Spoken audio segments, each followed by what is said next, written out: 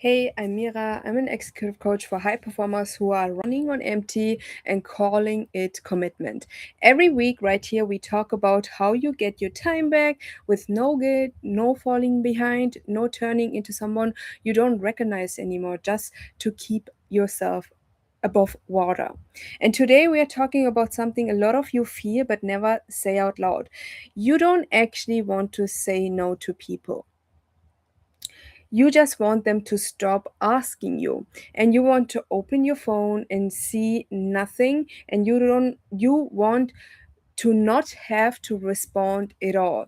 If that resonates with you, stay with me right here today. We are talking about it, how why you're feeling like this, and where it is coming from, and how to shift from it.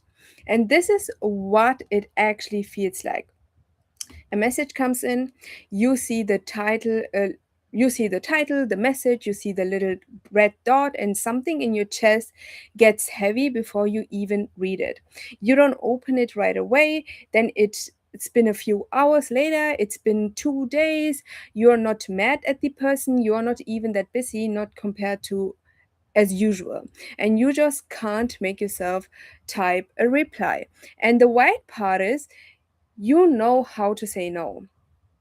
You read the books, you know the methods, you've been practicing the sentence in the mirror, but when the moment actually comes, you don't say no, you just go quiet. You're not avoiding people here because you don't care, you're avoiding them because you are out of room. And here is what's actually going on. This isn't about needing better words. You already have the words. This is your nervous system telling you it's out of capacity. When you're depleted, your body doesn't want to negotiate. It wants to disappear. It wants to be safe, and it thinks when you disappear it's safe. And that's not a character flaw, that's biology, and there's a name for this, and it's called freeze response. You go freeze mode. And when saying no feels risky or exhausting, and you can't exactly run away either because you still have to work with these people, your body picks a third option. It shuts the door quietly, and there's no confrontation, there's no conversation, there's just silence. Going quiet isn't you being unreliable, it's the same thing as your phone does at 1% battery. It doesn't ask for permission to shut down, it protects itself. And here is the deeper reason or the root cause. You build your whole identity around being the reliable one, the one who always answers the phone, the one who always says yes to the first task that's thrown to the table. And so even the thought of not responding feels like betraying who you are. And that's why you feel guilty wanting silence on top of being already exhausted, already tired, already drained, already overwhelmed. And you don't need to fix your personality here. You need to give your nervous system somewhere land before you respond. So you have to pause before you even go on default mode, saying yes to everything, or going quiet because you don't feel safe enough to say anything at all. And that's why I want to give you today 5 shifts that creates like awareness around this situation. And then we will talk about why you are doing it and also a solution for it, so you can take steps right away, right after this live. The first shift is, your silence is not rudeness, it's a shutdown signal. And you think when you go quiet, instead of saying no, that's not you being unreliable, that's your body hitting its limit. Think about your phone at 1% battery, as we told prior. It doesn't ask for permission to shut down. It just protects itself. Your brain does the same thing when it's running out of battery. It's running out of charge. And I want you to, next time you catch yourself avoiding a message, don't ask, why am I being like this? Ask yourself, what does my body need right now? And then just feel it. Give yourself permission to charge yourself up before you respond. The next shift is wishing people would say no for you means you've been the default, you have been saying on default yes for too long, for a long time. And if you're hoping someone else will just decline on your behalf, that's a sign you've been outsourcing your own boundaries for years. And you have to think about it like that. It's like a shop that's open for 24 hours because it's never put a sign on the door, on the front door. People aren't rude for walking in at 2 a.m., at 3 a.m., because nobody ever told them it was closed. I want you to next time pick one place in your life this week to put up a sign, and out of office note, a simple line that says, I respond within 24 hours. Let the sign say no so you don't have to. Next one is not answering right away is a decay, not an abandonment. You believe that if you don't reply instantly, you're a bad friend, a bad employee, a bad partner. But delay is not the same thing as disappearing. A surgeon doesn't answer their phone mid surgery. Nobody calls that uncaring.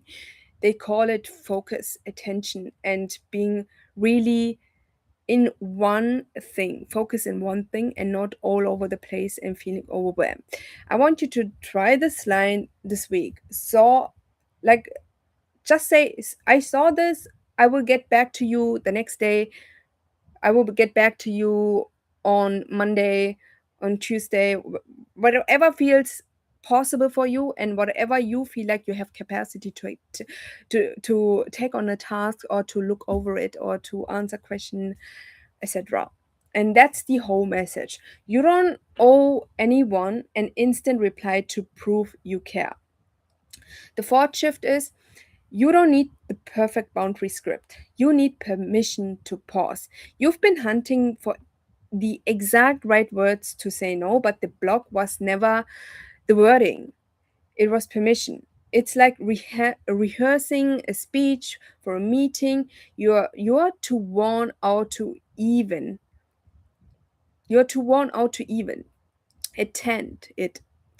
And the problem was never the speech. I want you to, before you write the perfect no, just pause. Pausing will help you to get the real answer from yourself, the authentic self, what you're feeling right now. Because when someone asks you a favor, someone asks you something, I want you to the next time just pause 2 seconds, count 1, 2 in your head, and then respond from an authentic yes, even if you feel like it doesn't sound like you. But when you know it protects your peace, it protects yourself, I want you to choose that answer and reinforce your nervous system that you actually are choosing yourself and it's not dangerous to choose yourself and put yourself first. Yeah, before you write the perfect no, just pause. And don't answer today. A pause is a full sentence on its own.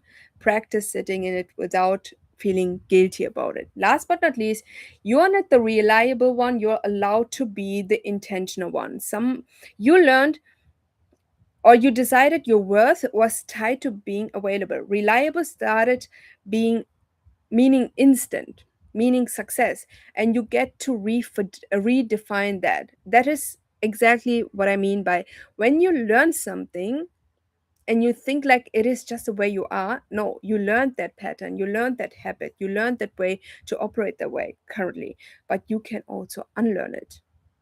That is the best part. You can decide to choose otherwise, the opposite way. And this week, I want you to say it out loud. I'm someone who responds with intention, not urgency. Get yourself out of this survival mode. Notice how your body feels when you say it. You don't need to disappear to protect your peace. You just need permission to pause before you respond. I want to build a system with you so responding doesn't drain you. My one on one program The Real I Method helps high performing executives save 10 hours a week, set better boundaries that actually stick, and creates more time for your family, for your health, and for yourself without you feeling guilty about it or without you feeling like you're falling behind at work. And every week you wait, the messages pile up, the guilt gets heavier, and going quiet becomes the only tool you have left. The longer you stay in survival mode, the harder it gets to build the pause on purpose instead of by accident. If this resonates with you, I want you to right now DM me the word ready, and I will send you the link to book a call with me right now. It's a free stress audit call, and it only takes 2 minutes to book. We will find exactly where you're stuck saying yes and build you a way through it so you can take action right away. Don't wait. I will see you in my DMs, and take care of yourself. We will see us in the next live also.